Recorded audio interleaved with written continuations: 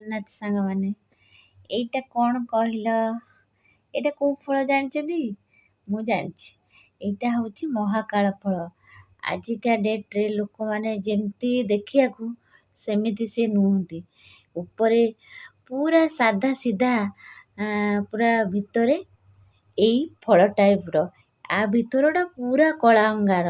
ସେମିତି ଲୋକମାନେ ଯେମିତି ଦେଖିବାକୁ ଉପର, ଯାହା ହଉ ଭଲ ଲୋକଟା, ଭଲ ସୁନ୍ଦର ଦେଖାହେଉଛି, ଭଲ ଚେହେରା ଦେଖିକି ତ କହିବାନି।